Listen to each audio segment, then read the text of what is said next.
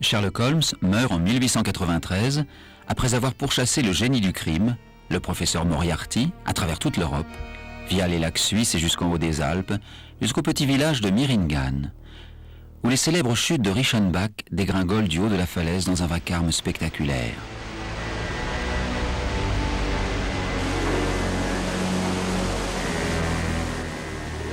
Depuis plus de 6 ans qu'il écrit des histoires policières, Arthur Conan Doyle a fini par se lasser de Sherlock Holmes et décide de l'éliminer. Dans ce décor menaçant à souhait, le docteur Watson, ami et chroniqueur de Holmes, regarde le célèbre détective grimper vaillamment vers son destin.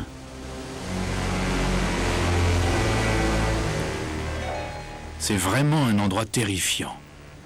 Le torrent, gonflé par la fonte des neiges, plonge dans d'effroyables abysses d'où émergent des rouleaux de vapeur semblables à la fumée s'exhalant d'un incendie.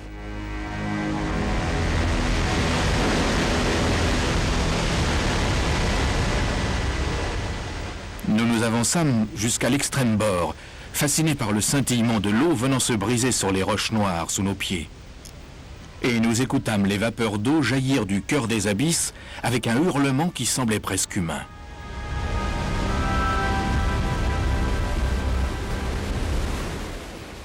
Lorsque le docteur Watson le voit pour la dernière fois, Sherlock Holmes est adossé au rocher, les bras croisés et les yeux fixés sur les chutes de Reichenbach. Forcé de redescendre jusqu'au petit village de Meiringen, où on l'attend, Watson laisse Holmes régler ses comptes avec le professeur Moriarty, Napoléon du crime et tête pensante de la plus puissante organisation criminelle d'Europe. Les deux hommes en viennent bientôt aux mains et, enlacés en une danse macabre, plongent dans le gouffre et sont emportés par le tourbillon infernal.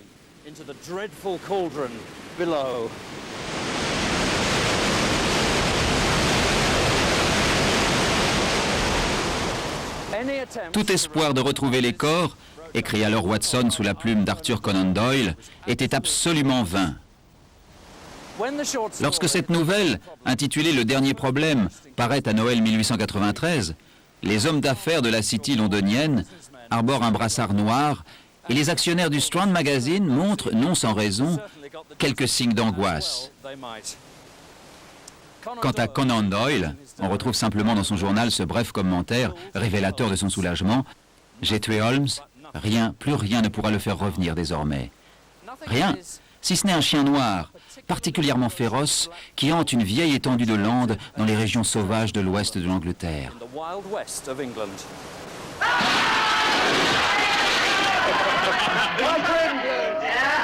Know then the legend of the Hound of the Baskervilles. Has got away. Know then that the great hall of Baskervilles was once held by Sir Hugo of that name, a wild, profane, and godless man, an evil man in truth. Bows! Let loose the pack! May the hounds of hell take me if I can't hunt her down! Le chien des Baskervilles, le meilleur roman policier jamais écrit, s'inspire de plusieurs légendes épouvantables du folklore britannique.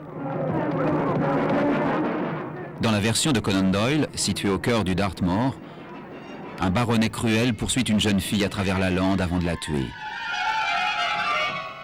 Il est puni pour ce crime par un chien fantôme, au pelage noir, aux yeux flamboyants et aux mâchoires sanglantes.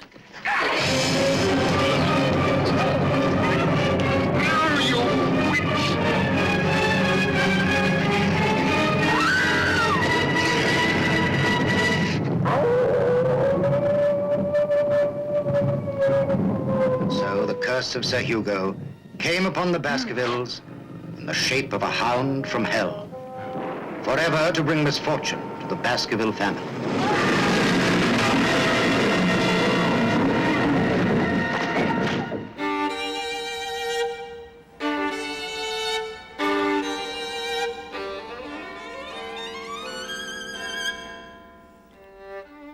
Mais Conan Doyle a encore un problème à résoudre. Un seul homme est capable d'affronter un si formidable adversaire. Il est temps de ressusciter le plus célèbre détective de toute la littérature britannique.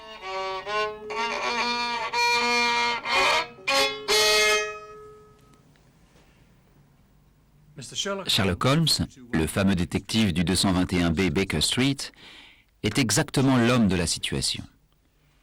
Non seulement il ne se laissera pas impressionner par ce genre de légende, ne trouvez-vous pas cela intéressant, lui demande son visiteur.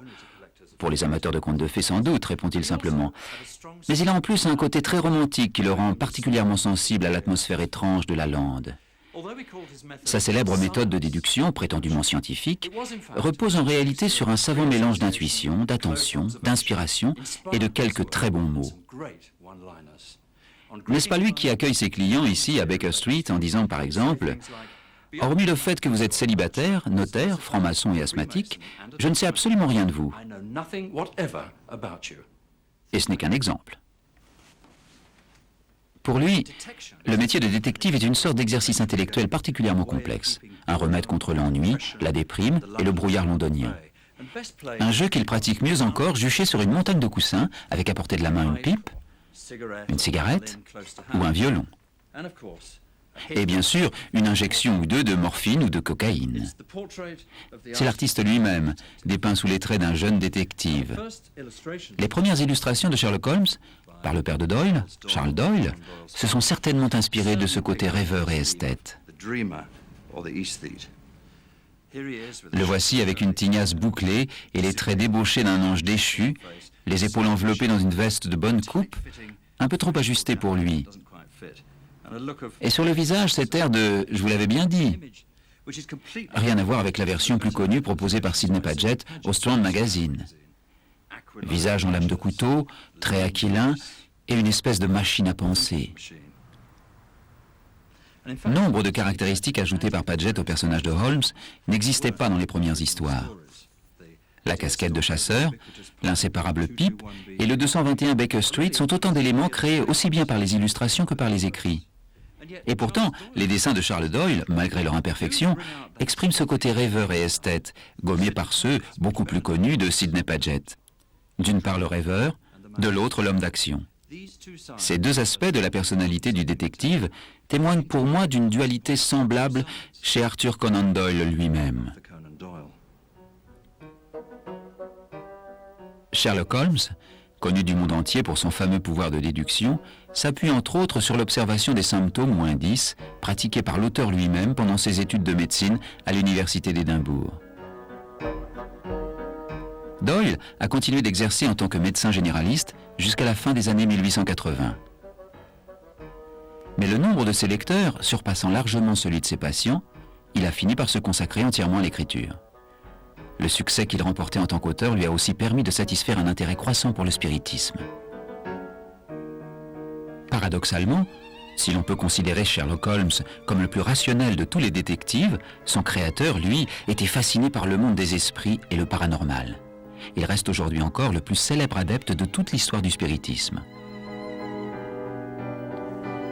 Dès le début du siècle, cet engouement pour les esprits devient une mode. De la même manière que Holmes est un rationaliste et un romantique, Conan Doyle croit au surnaturel et crée cependant un personnage capable de tout élucider. Le Chien des Baskerville est son seul roman conciliant ces deux aspects.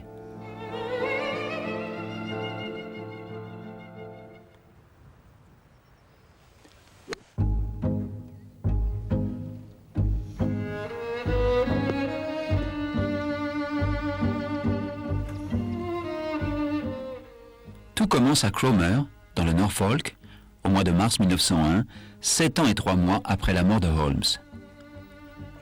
Conan Doyle profite de ses vacances pour jouer au golf avec un ami, un jeune journaliste nommé Bertram, dit Bubbles, Fletcher Robinson.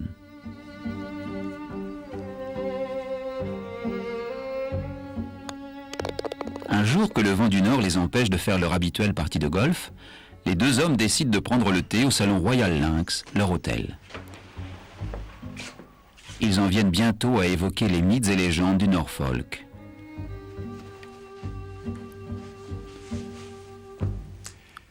Au cours de la conversation, Robinson raconte à Doyle une légende selon laquelle un chien fantôme noir aurait hanté le pays. Des chiens noirs, ce n'est pas ce qui manque dans le folklore des îles britanniques. Aujourd'hui encore, chaque petit village a son chemin du chien noir. Mais ce sont généralement des bêtes fort sympathiques qui empêchent un désastre imminent ou hantent fidèlement le lieu d'une terrible catastrophe. La seule exception est Black Shuck, dit aussi Old Shuck du Norfolk. Shuck ou Skucker désigne le démon en anglo-saxon. Old Shuck apparaissait dès la nuit tombée.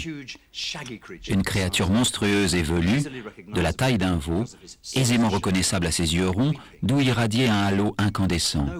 Il suffisait de croiser son regard ou de sentir sa respiration vous frôler le cou pour être condamné à mourir avant le lever du jour. Black Shuck compte parmi les chiens les plus féroces de tout le folklore anglais, et il est presque certain que Fletcher Robinson l'a évoqué au cours de la conversation. Conan Doyle, qui, à en juger par ses écrits, détestait les chiens et était fasciné par le monde des esprits, sent aussitôt son imagination s'embraser, et les deux hommes commencent à tisser une histoire autour de cette légende. Il devait aussi y avoir près d'eux un Strand Magazine, datant de quelques mois à peine. Le numéro de décembre 1900 contient en effet une nouvelle policière, Follow It, de Madame L.T. Mead. Toute l'histoire tourne autour d'une monstrueuse bête noire, que l'on croit d'abord surnaturelle, et qui se révèle en fait être un gigantesque serpent de Tasmanie. La nouvelle atteint son point culminant lorsque le serpent pourchasse l'héroïne à travers la plaine jusqu'au temple de Stonehenge, à cause d'une chaussure volée, enduite d'une poudre à attirer les serpents. À la fin, le serpent meurt et tous les personnages, sauf les méchants, vivent heureux et ont beaucoup d'enfants. Il suffit de remplacer le serpent par un chien et vous avez pratiquement mot pour mot l'intrigue initiale du chien des Baskerville.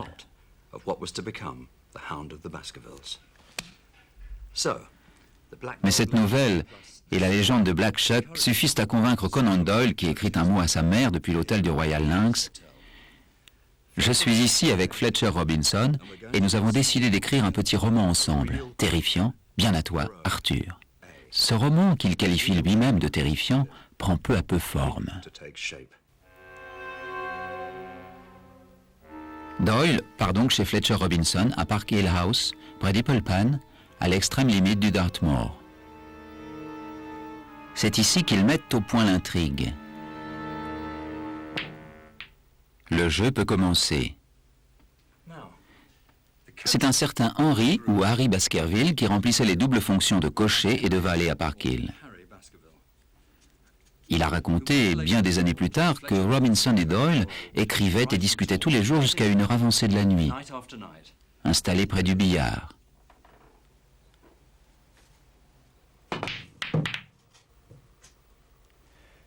Lui restait assis à les regarder, en cirant les bottes de son maître. Et il se souvient que Fletcher Robinson avait écrit des pans entiers de l'histoire finale, notamment le manuscrit de 1742, qui décrit la malédiction des Baskerville et les habitudes cruelles de Sir Hugo, et aussi que Doyle et Robinson lui avaient demandé l'autorisation d'utiliser son nom pour l'histoire. Le personnage de Sir Henry Baskerville s'inspirait donc de ce bon vieil Harry.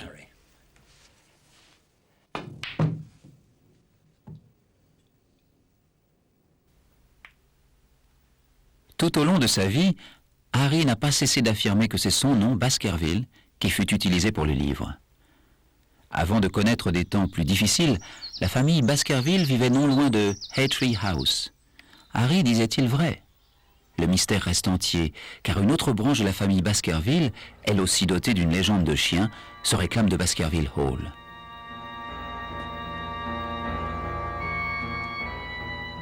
C'est dans ce manoir de campagne d'allure sinistre que vivaient les Baskerville de Cliro Court, entre l'Angleterre et le Pays de Galles. Sur leur blason, on peut clairement distinguer une créature dont la gueule est transpercée d'une lance et 5 gouttes de sang.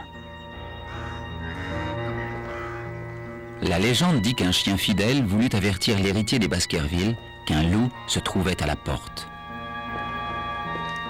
La pauvre bête gémit tant et tant que le maître, hors de lui, finit par lui transpercer la gorge de sa lance.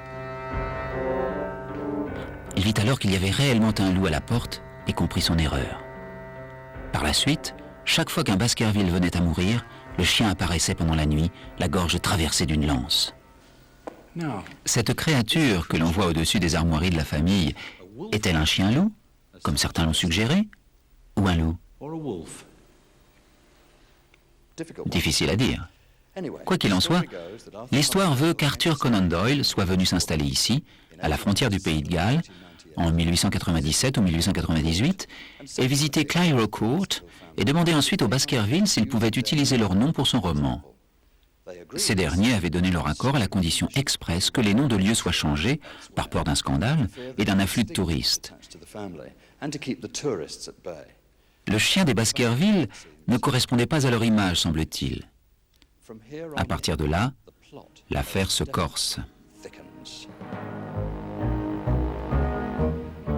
De nombreux mariages liaient en effet les Baskerville de Cliro Court à leurs voisins les Vaughan, de Highgust ou Hargust Court, à quelques kilomètres de là. Une grande ferme, voilà tout ce qui reste de ce qui fut jadis un magnifique château médiéval.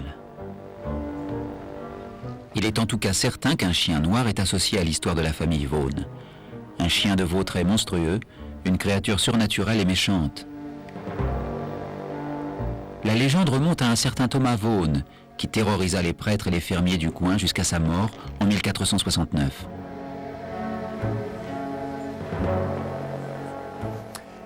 C'est dans une église du XIIIe siècle, près de Kington, dans la partie sud de la chapelle des Vaughan, que se trouve ce magnifique tombeau.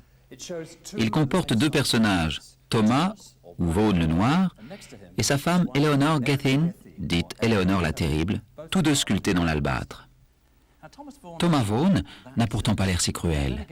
Mais sans doute pourrait-on paraphraser Watson qui dit en regardant le portrait de Hugo Baskerville « Ce n'est pas la brutalité qui se lisait sur son visage, mais plutôt une certaine rigueur, dure et sévère. » Sur le mur d'en face, voici le mémorial des Vaughan, qui montre l'abondance de mariages unissant ces derniers aux Baskerville et explique sans doute comment la légende du chien noir est passée au fil du temps d'une famille à l'autre.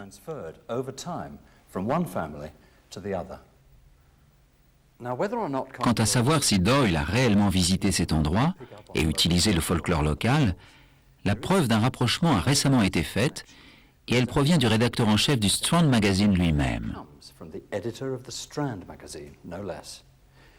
Dans un de ses articles, il affirme que la seule contribution apportée par Fletcher Robinson à l'histoire avait été, je cite, de faire découvrir à Conan Doyle des légendes de chiens féroces dans un guide touristique du Pays de Galles. Il avait donc effectivement entendu parler d'un lien avec le Pays de Galles, mais pas d'une famille galloise. Si tout cela est vrai, le chien n'est pas Black Shuck du Norfolk, mais le chien des Vaughan Baskerville de Highgest Ridge, transposé dans le Dartmoor. Décidés à consacrer la première semaine à des recherches approfondies, Doyle et Robinson commencent par visiter le Dartmoor dans un break conduit par Harry Baskerville.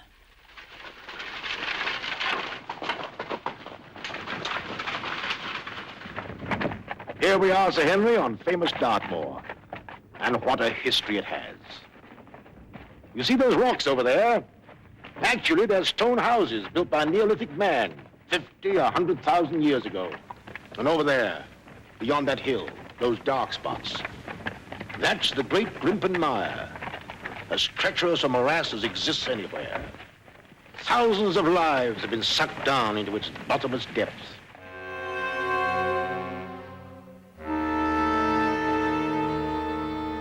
Le Dartmoor était et est encore une étendue sauvage, semée de pics de granit, seul vestige des habitations néolithiques formant d'étranges cercles. On dit que les chevaux, terrorisés par l'atmosphère du lieu, refusent d'y entrer. Pour les écrivains de l'époque victorienne, grands amateurs des contes et légendes folkloriques, le Dartmoor était une vraie mine d'or. Et Robinson, qui avait un terrain dans la région, en connaissait lui-même un nombre impressionnant.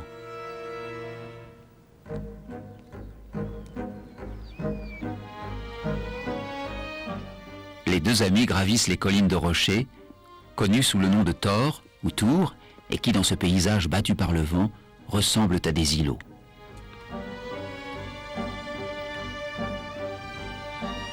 Depuis le sommet, on peut observer à des kilomètres à la ronde.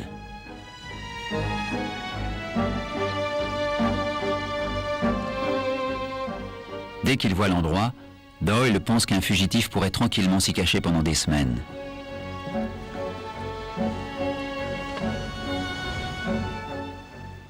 Quelques mètres plus bas, ils aperçoivent le cercle de Grimspound, datant de l'âge néolithique. Grim est un mot de vieil anglais pour le dieu païen Odin. À l'ère chrétienne, Grimspound a pris la signification d'enceinte du diable. Fletcher Robinson le décrit comme l'un des endroits les plus solitaires de Grande-Bretagne.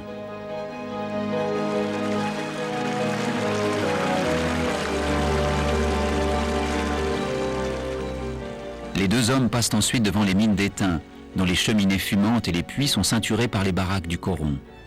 L'exploitation minière a été entreprise dans le Dartmoor il y a plusieurs siècles pour tenter de faire de ce pays sauvage un haut lieu de l'industrie. Doyle et Robinson décident d'utiliser l'atmosphère du lieu et les particularités étranges de la lande dans leur histoire.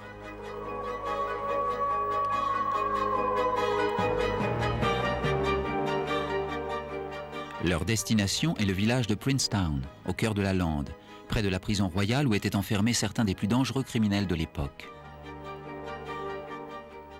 Quelle tristesse, s'exclame Doyle, mais Princetown leur inspire une nouvelle idée à ajouter à l'intrigue. Harry Baskerville les dépose là et ils font du Rose Duchy Hotel leur quartier général. C'est de là qu'ils partent pour explorer les coins les plus reculés et les plus dangereux, où le break ne peut les emmener. Entre deux promenades, ils consultent quantité de livres, de cartes et de guides à propos de la lande. Conan Doyle écrit alors à sa mère. Princetown. Robinson et moi explorons la lande ensemble pour notre livre. Je pense que cela sera une réussite. J'en ai d'ailleurs déjà rédigé la moitié. C'est une idée réellement extraordinaire. Et je la dois à Robinson. Sans doute ont-ils choisi leur livre dans la bibliothèque de Robinson. Et il est presque certain qu'ils se sont servis de ces deux-là. Du révérend Sabine Baring Gould, historien, romancier, spécialiste du folklore local et recteur de Loutwenchard, une paroisse isolée du Dartmoor. Car celui-ci, A Book of Dartmoor, publié l'année précédente, contient de nombreux détails sur les forçats évadés de la prison de Princetown, dont certains ont tenté de trouver de l'aide auprès de leur famille dans la lande, sur les pièges du marécage, où les poneys du Dartmoor trouvaient parfois une fin tragique, sur les vestiges néolithiques et les pics de granit éparpillés çà et là, les bruits étranges qui résonnent certaines nuits et ressemblent au hurlement d'un chien infernal.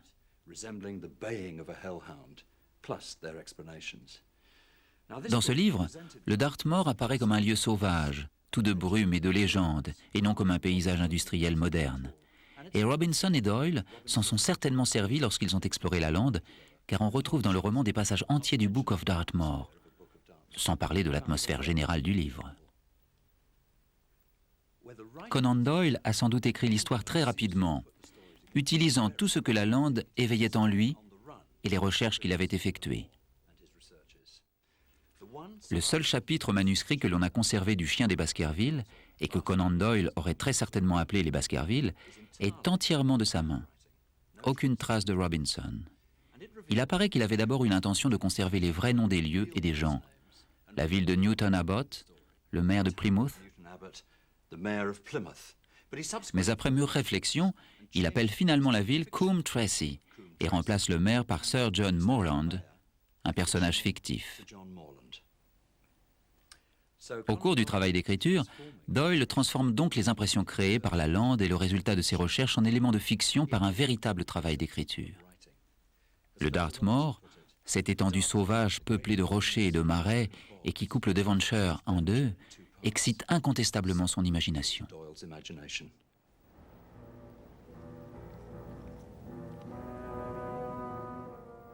Non loin du Rose Duchy Hotel se trouve le marais de Foxtor.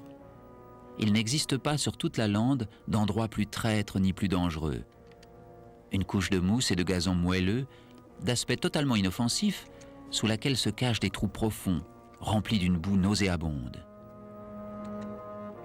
Avec son imagination fertile, Doyle ne tarde pas à faire du marais et du coron qui l'entoure le décor des chapitres les plus angoissants de l'histoire, une cachette à la mesure du chien des Baskerville.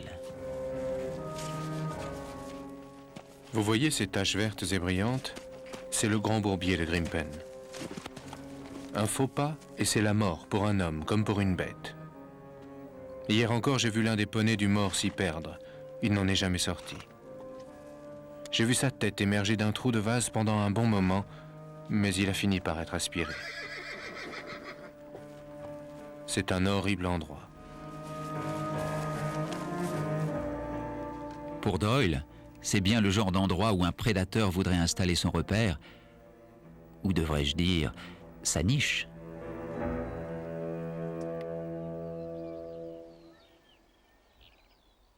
À ce moment de leur recherche, Fletcher Robinson a certainement raconté à Doyle une autre légende issue du folklore local, propre à enflammer son imagination.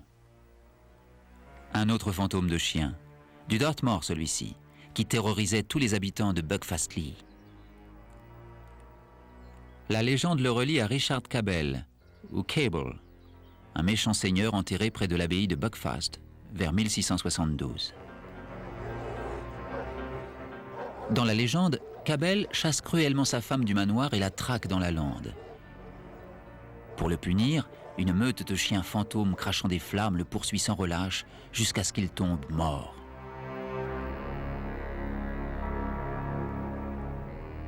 Cabell, considéré par les gens du coin comme une sorte de vampire, a été enterré près de l'église de la paroisse, dans une tombe assez profonde, pour l'empêcher de jamais réapparaître chez les vivants.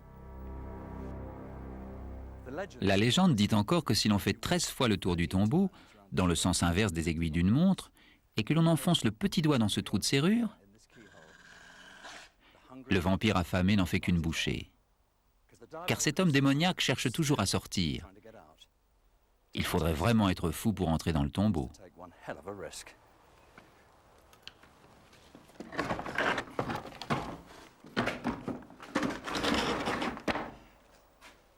Pourtant, toutes les précautions ont été prises.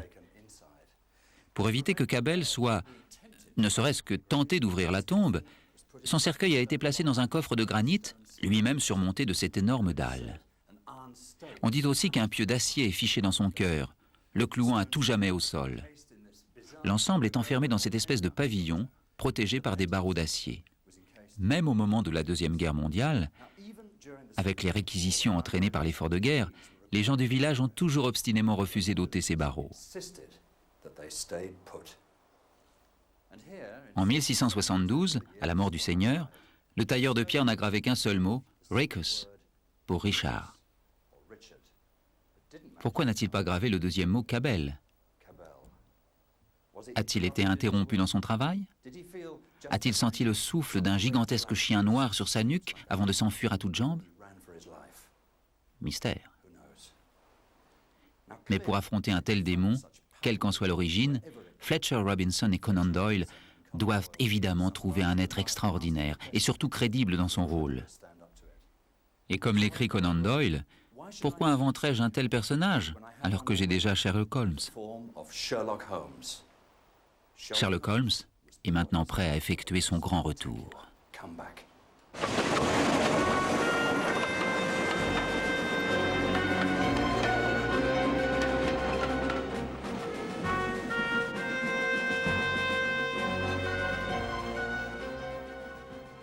Sir Charles gisait sur le ventre, les bras en croix, les ongles enfoncés dans le sol et les traits révulsés, à tel point que j'eus du mal à la reconnaître. Il n'y avait pas trace de blessure. Mais à quelques mètres, j'aperçus des empreintes. Monsieur Holmes, c'étaient les empreintes d'un gigantesque chien. C'étaient les empreintes d'un gigantesque chien. Il n'y a pas dans toute la littérature anglaise de fin de chapitre plus angoissante. Quel suspense! Au début du chapitre suivant, le docteur Watson raconte « J'avoue qu'en entendant ces mots, je ne pus m'empêcher de frissonner. » Alors, Sir Charles est-il victime de la malédiction familiale? Ou y a-t-il une explication rationnelle? Holmes expédie Watson dans le Dartmoor par un train partant pour Newton Abbot depuis la gare de Paddington afin de veiller sur l'héritier de Sir Charles, le jeune Henry Baskerville, et d'informer régulièrement Baker Street lorsqu'il arrive quelque chose d'étrange. Sherlock Holmes annonce en public qu'il ne peut se rendre à Baskerville Hall, car une affaire de chantage le retient à Londres. En réalité, il part de son côté pour le Dartmoor, incognito, pour continuer son enquête plus discrètement. C'est une dangereuse et sale affaire, Watson. Plus j'en sais, et moins j'aime ça.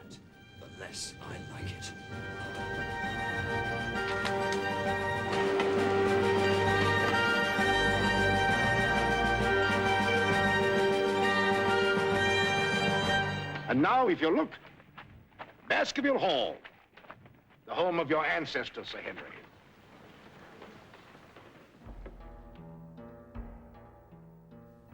S'il y a jamais eu un modèle pour Baskerville Hall, le voici. Lutrenchard Manor.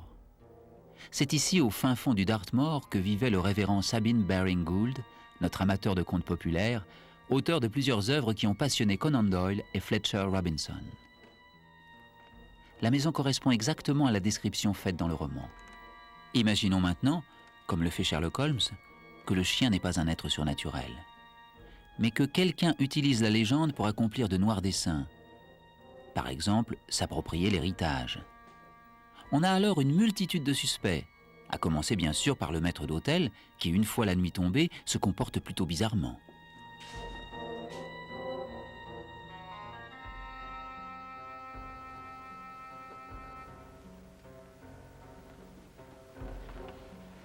What are you doing, Barryman?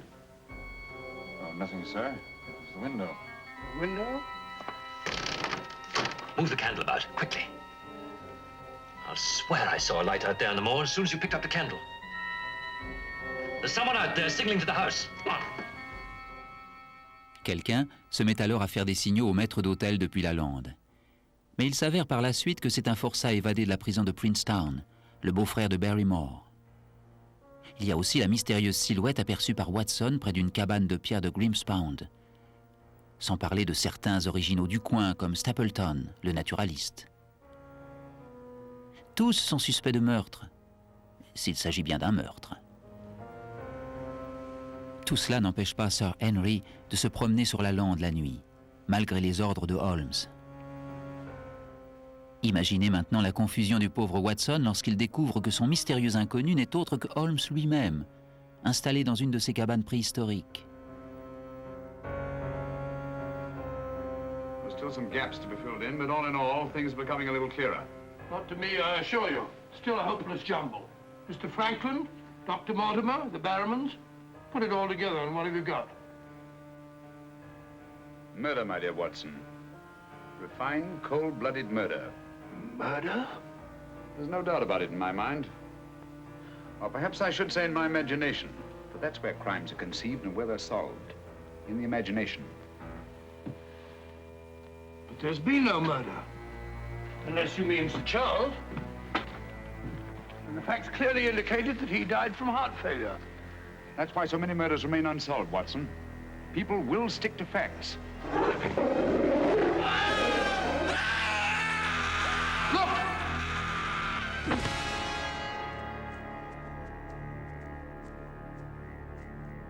It's Henry!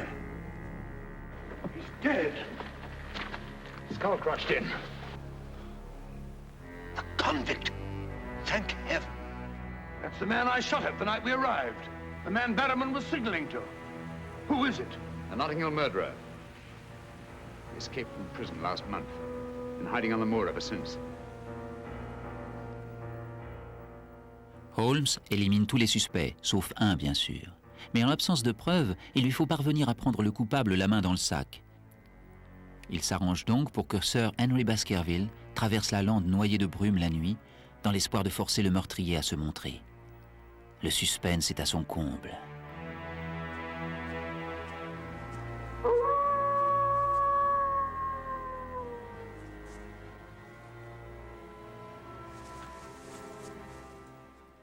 Je bondis.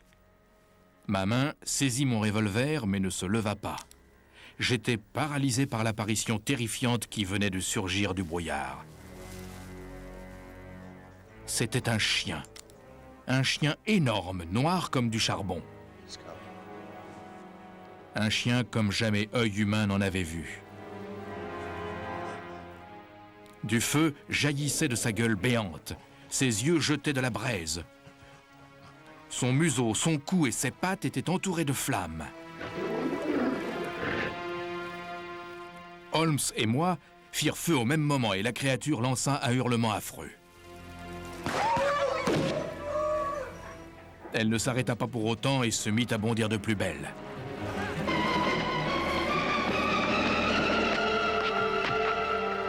Which way? For heaven's sake, which way?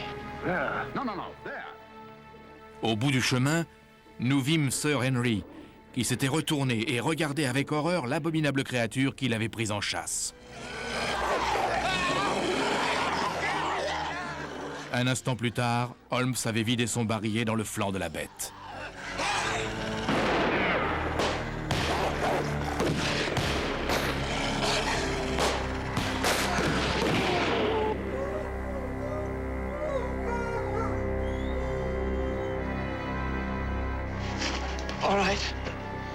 All right, Sir Henry. The hound is dead. Doctor. What? Yes, soldier.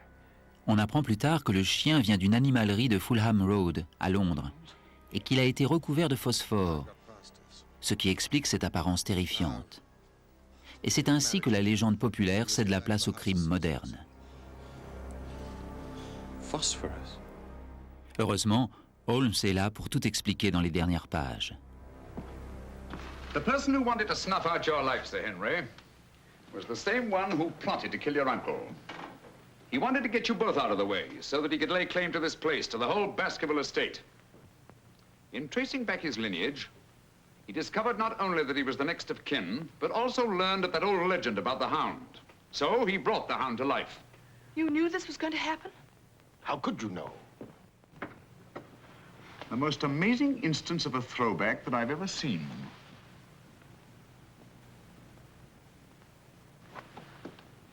And you can see for yourself. Stapleton! One move and I'll shoot. You're under arrest, Stapleton, for the murder of Sir Charles Baskerville, the murder of a convict, and the attempted murder of Sir Henry. You can't arrest me, Holmes. Now, one move from any of you and I'll blast you all to kingdom come. Le chien des Baskerville est publié pour la première fois dans le Strand Magazine, à la plus grande joie des actionnaires, en août 1901. Après avoir commencé par demander 50 livres pour 100 mots, Doyle décide d'en faire une enquête de Sherlock Holmes et monte jusqu'à 100 livres. Car, comme il le dit lui-même, la résurrection de Sherlock Holmes pourrait attirer quelque peu l'attention. Une affirmation plutôt modeste pour un homme qui ne l'était pas tellement. Mais il a aussi posé une autre condition, et par écrit. Le nom de Fletcher Robinson doit apparaître à côté du mien.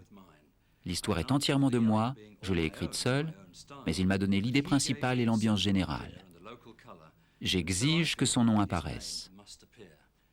Et chaque fois que Doyle touchera 100 livres, Robinson en aura 30. À sa publication, le premier épisode du Chien des Baskerville porte donc une mention surprenante. Cette histoire a vu le jour grâce à mon ami, Monsieur Fletcher Robinson, qui m'a aidé à mettre en place à la fois l'intrigue et l'ambiance générale. Arthur Conan Doyle. Dans les éditions suivantes, publiées après la mort de Fletcher Robinson, cette note chaleureuse, témoignant d'une étroite collaboration entre les deux hommes, laisse la place à un simple remerciement pour une remarque accidentelle de ce bon vieux Robinson à propos d'un spectre de chien. Cette remarque est à la base du roman, affirma Conan Doyle. Mais je tiens à dire que je suis l'unique auteur aussi bien de l'intrigue que de l'ensemble du texte actuel. Il n'est donc plus question de collaboration, mais d'une simple remarque fortuite. Non plus d'intrigue, mais d'une vague idée à propos d'un chien. Doyle refuse aussi d'admettre que le chien des Baskerville représente la résurrection définitive de Sherlock Holmes, après la tragédie des chutes de Reichenbach. Cette affaire date d'avant sa mort, dit-il. On l'a retrouvée dans ses papiers. Mais il est déjà trop tard. Les gens font la queue devant le Strand Magazine, qui imprime la 7e édition, battant ainsi tous les records. Aux États-Unis, les éditeurs ajournent sans cesse la première publication à cause de l'incroyable ampleur de la demande. Il n'y a plus à tergiverser, Sherlock Holmes doit ressusciter. Pendant ce temps, Sherlock Holmes, la pièce de William Gillette, à la fois acteur et metteur en scène, fait un triomphe au Théâtre Lycéum, à Londres. Conan Doyle a autorisé cette adaptation, sortie en même temps que le premier épisode du Chien des Baskerville. Une fois n'étant pas coutume, Gillette désire que Holmes tombe amoureux. Doyle lui répond « Vous pouvez le marier, l'assassiner ou toute autre chose qui vous passe par la tête. » Visiblement, peu lui importe. You're not the only one who can tell things from small details. Your powers of observation are somewhat remarkable, Miss Faulkner, and your deduction is quite correct. I suppose, indeed I know, I love you, but I know as well... Mais qu'il le veuille ou non, les exigences du public lient Doyle à son célèbre détective pour le reste de leur vie à tous deux. C'est à ce moment-là que Sherlock Holmes devient un personnage commercial. I have every reason to say goodbye and farewell. Every reason.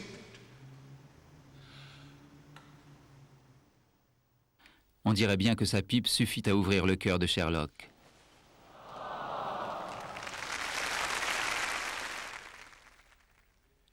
Alors, comment expliquer l'incroyable succès de cette histoire, considérée par la plupart des lecteurs comme la meilleure histoire policière de toute la littérature anglaise? Est-ce grâce à Sherlock Holmes? Un auteur, rival de Doyle, a fait à ce sujet un mot douteux. Là où Holmes passe, le criminel trépasse, et la modestie aussi. Et dans Le Chien des Baskerville, il est au meilleur de sa forme, excentrique, intelligent, un original doublé d'un héros. Le repos pris après la tragédie de Reichenbach semble avoir été incroyablement bénéfique. Même dans le monde des policiers de romans d'aujourd'hui, lourdement armés, qui sont plutôt des professionnels que des détectives dans leur fauteuil et des playboys que des gentlemen, aucun n'arrive à la cheville de Holmes. Il est d'autant plus étonnant que Sherlock Holmes disparaisse entre les chapitres 6 et 11 du Chien des Baskerville, la partie la plus importante de l'histoire, laissant le docteur Watson explorer seul le Dartmoor. C'est là, je pense, que réside le succès du livre.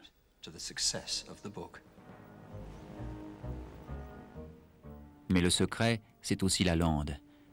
Cet endroit cauchemardesque, tout entier de brume, de légendes et d'histoires.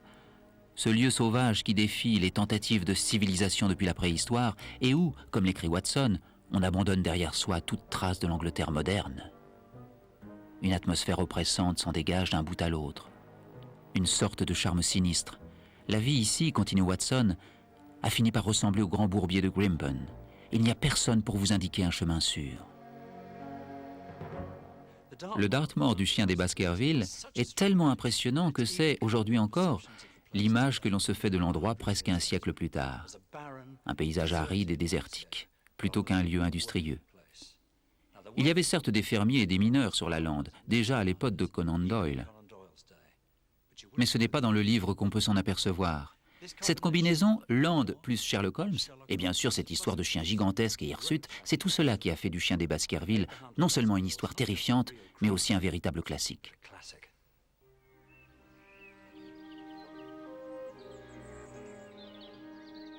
Dans l'excitation générale, l'idée d'une contribution entre deux hommes est un peu tombée aux oubliettes.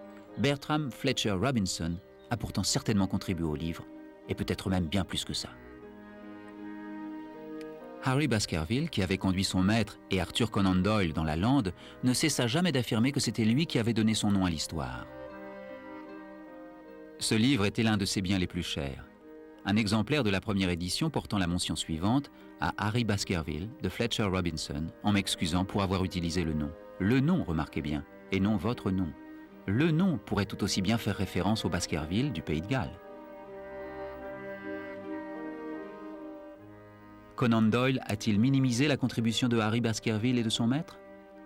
Ou bien s'est-il débrouillé pour protéger l'identité des Baskerville gallois comme il l'avait promis? Complexe, mon cher Watson.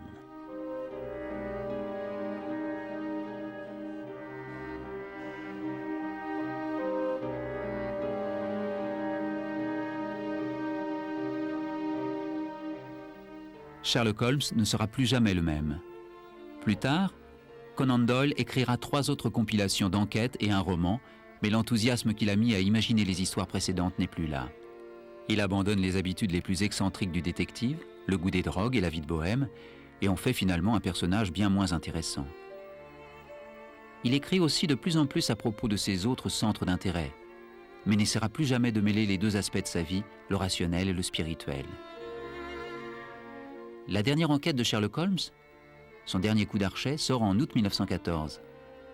À la fin, le célèbre détective annonce le cauchemar, le vrai, qui est en marche.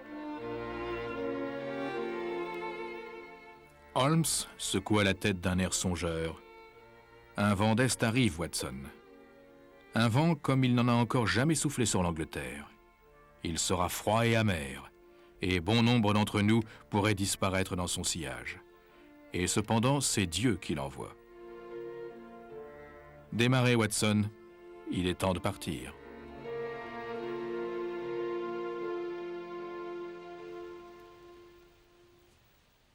Ce terrible vent d'Est annoncé par Sherlock Holmes en août 1914 ne devait pas tarder à prendre des allures de cataclysme. Ici, dans la vallée de la Somme, 2 ans plus tard, plus d'un demi-million de soldats alliés trouvèrent la mort ou furent blessés au cours d'une unique bataille, dont 60 000 le premier matin.